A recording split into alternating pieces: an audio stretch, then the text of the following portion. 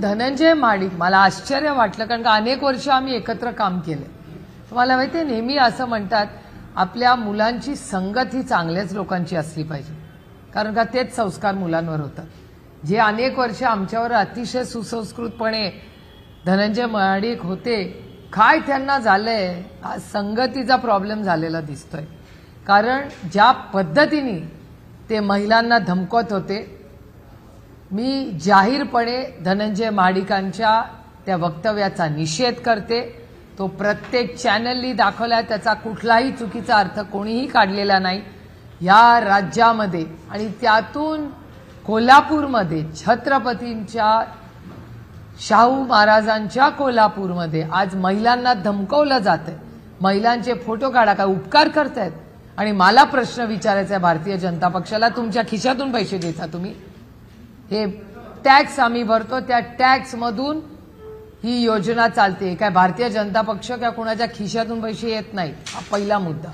आणि दुसरा मुद्दा, काय उपकार करत नाही आहात तुम्ही गरीब कष्ट करणाऱ्यांना. आणि माझं जाहीर आव्हान आहे भारतीय जनता पक्षाला की कुठलीही महिला ही संविधानाप्रमाणे कुठल्याही पक्षाच्या कार्यक्रमाला जाऊ शकते.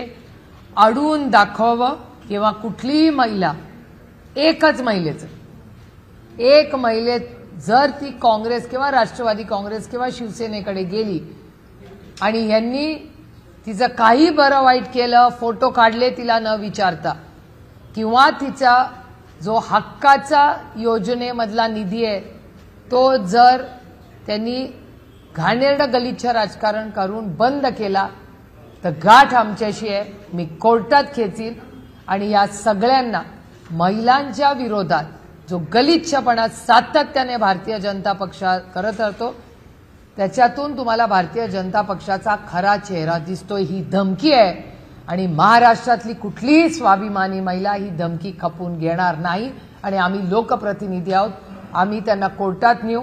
इलेक्शन कमिशन कडे तर कंप्लेंट झालीच पाहिजे, पण महिला आयोगाने पण याची नोंद घेतली पाहिजे की एक पुरुष जो संविधानिक पदावर आहे तो महिलांना जाहीरपणे छत्रपतींच्या शाहू फुले आंबेडकरांच्या महाराष्ट्रामध्ये धमकी द्यायची हिम्मतच कशी करतो, हे आम्ही सहन करणार नाही. याचा मी जाहीर निषेध करतो.